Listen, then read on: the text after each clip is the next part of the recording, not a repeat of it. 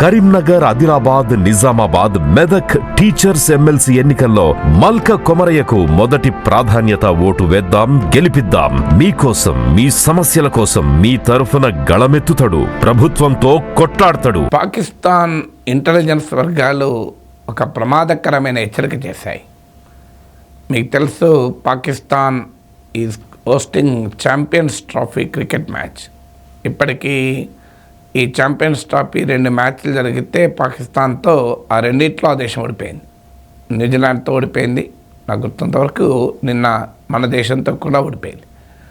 ఈ ఓటమి ప్రాబ్లం ఒకటైతే, అసలు ఈ ఛాంపియన్స్ ట్రోఫీ జరుగుతున్న సమయంలో ఫారినర్స్ చూడటానికి వస్తారు కనుక వారిని కిడ్నాప్ చేసేటువంటి ప్లాన్ ఐసిస్ చేస్తోంది అనేది పాక్ ఇంటెలిజెన్స్ వర్గాల హెచ్చరిక.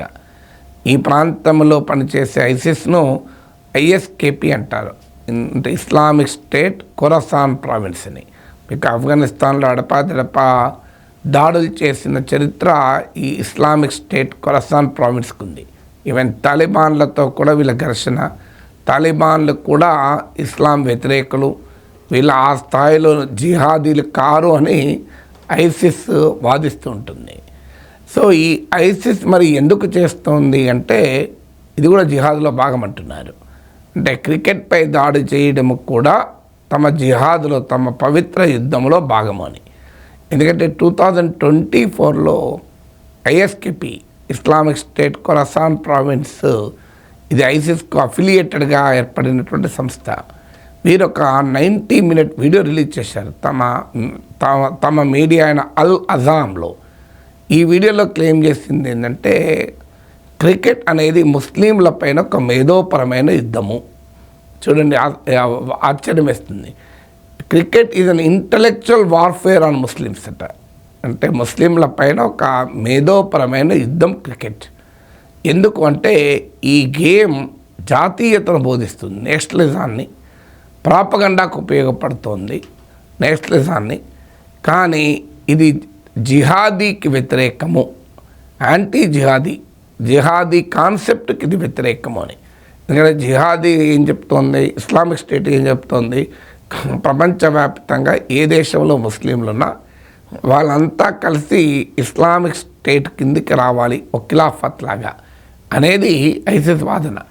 కానీ ఈ క్రికెట్ ఏం చేస్తుంది, పాకిస్తాన్ టీం, ఆఫ్ఘనిస్తాన్ టీం అని విడగొడుతుంది అనేది బహుశా వారి వాదన అయి ఉంటుంది. మన చిన్నప్పుడు పల్లెటూరులో దొరికిన పాలు ఇప్పుడు సిటీలో దొరకటం లేదు. మా ఇంట్లో దీని గురించి మాట్లాడుకుంటున్నప్పుడు కంట్రీ డిలైట్ గురించి తెలిసి, ఉన్నత ప్రమాణాలు ఉన్న ల్యాబ్స్ లో టెస్ట్ చేయించి రోజు రిపోర్ట్స్ ని యాప్ లో అప్డేట్ చేస్తారు. వాళ్ళ విధానాలు చూసి సంతృప్తి చెంది ఇలా రికమెండ్ చేస్తున్నాను.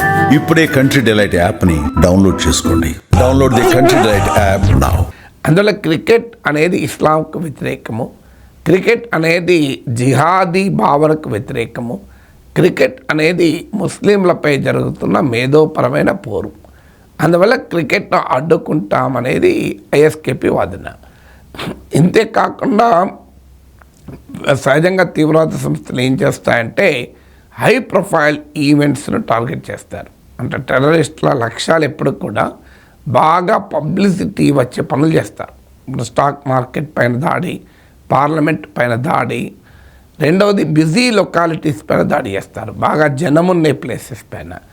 3 మతపరమైన ప్రార్థనా స్థలాలపైన, ఇతర మత ప్రార్థనా స్థలాలపైన దాడి చేస్తారు. ఇప్పుడు అక్షర్ధాంపై దాడి.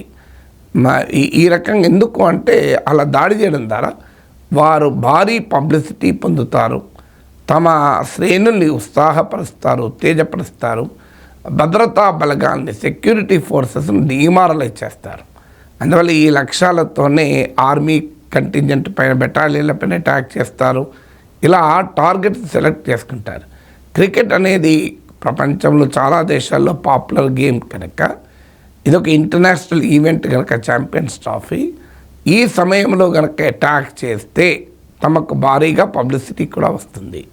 దాంతోపాటు ర్యాన్సమ్కు పాకిస్తాన్ ఇంటెలిజెన్స్ ఏజెన్సీస్ చాలా డీటెయిల్గానే ఈ ISKP threat, ISIS Khorasan province threat గురించి పేర్కొన్నారు. వాళ్ళు ఏమంటారంటే, ఐసిస్ ఐఎస్కేపీ చెందిన వారు ఈ పాకిస్తాన్లో ఎక్కడెక్కడైతే ఈ ఛాంపియన్స్ ట్రోఫీ పోటీలు జరుగుతాయో ఆ ప్లేసెస్లో సిటీ అవుట్స్కర్ట్స్లో అంటే సీసీటీవీ సర్వేలెన్స్, ఇతర కెమెరాల సర్వేలెన్స్ లేని ప్రాంతాలు,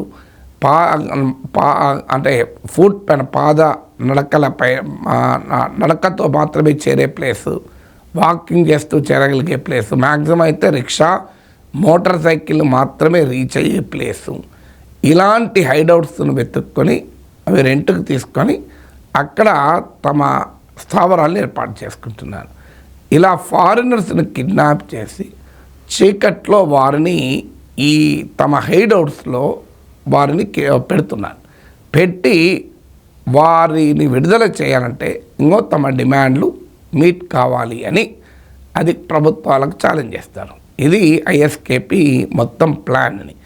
ముఖ్యంగా ఈ ఫారినర్స్ తిరిగే పోర్ట్స్, రేవులు, అలాగే విమానాశ్రయాలు, ఆఫీసెస్, వాళ్ళు ఉండే రెసిడెన్షియల్ ఏరియాస్ల పైన ఆల్రెడీ నిఘా పెట్టిందట ఐఎస్కేపీ.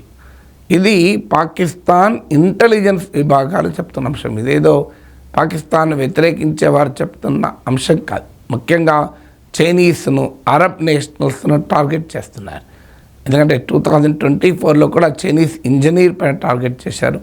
2009లోనే శ్రీలంక క్రికెట్ టీంని అటాక్ చేశారు, లాహోర్ అనుకుంటాను, to the best of my memory. So అందువల్ల ఇది కొత్త కాదు క్రికెట్ టార్గెట్ చేయడం, ఇలాంటి తీవ్రవాద శక్తులు. సో ఇప్పుడు మరోసారి టార్గెట్ చేస్తామని చెప్తున్నారు. ఒక పాకిస్తానే కాదు, ఆఫ్ఘనిస్తాన్ ఇంటెలిజెన్స్ ఏజెన్సీ కూడా ఆఫ్ఘనిస్తాన్లోని సెలెక్ట్ టార్గెట్స్ పైన ఐసిస్ ఖోరసాన్ ప్రావిన్స్ దాడి చేస్తుంది అని కూడా వార్తలు వచ్చాయి. అంటే ఈ ప్రాంతంలో మళ్ళీ ఐఎస్కేపీ యాక్టివేట్ అవుతోంది అని. చివరకు తీవ్రవాదాన్ని పెంచి పోషించి తమకు వ్యతిరేకంగా ఉండే భారత్ లాంటి దేశాలపైన ప్రయోగించిన పాకిస్తాన్, ఆఫ్ఘనిస్తాన్లో కూడా ఈరోజు తమకన్నా మించిన తీవ్రవాదుల ప్రమాదాన్ని ఎదుర్కొంటున్నారు. ఎందుకంటే ఇప్పుడు తాలిబాన్లు ఆఫ్ఘాన్ క్రికెట్ టీంకు మద్దతు ఇవ్వడం ఏంటి అని ఐఎస్కేపీ తాలిబాన్లపై కూడా విరుచుకుపడుతోంది.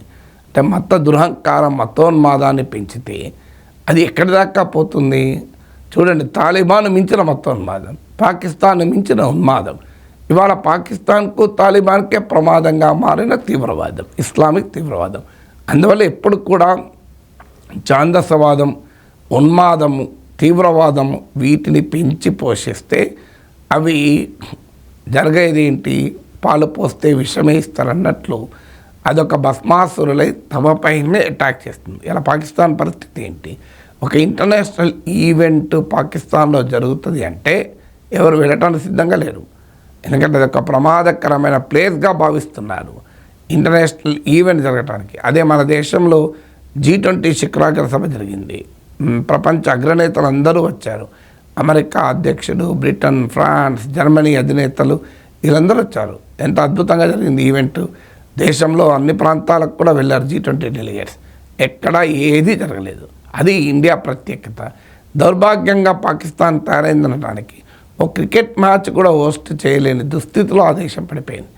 ఓ క్రికెట్ మ్యాచ్ ఆడుతున్న వారికి, చూస్తున్న వారికి రక్షణ కల్పించలేని దుస్థితికి ఆ దేశం చేరింది. భారతదేశం ఇవాళ అంతర్జాతీయ సమ్మిట్లను ఆర్గనైజ్ చేస్తూ ప్రపంచ అధినేతల్ని రప్పించుకోగలిగితే పాకిస్తాన్ ఒక క్రికెట్ మ్యాచ్ కూడా హోస్ట్ చేయలేని దుస్థితి. అందుకే ఇప్పటికైనా పాకిస్తాన్కి అర్థం కావాలి, ఇండియాను ఎదుర్కోవటానికి జిహాదీ శక్తులకు ఊతమిస్తే ఆ జిహాదీ శక్తులు మరింత రూపం దాల్చి ఇవాళ పాకిస్తాన్నే కబలించడానికి సిద్ధపడుతున్నాయి.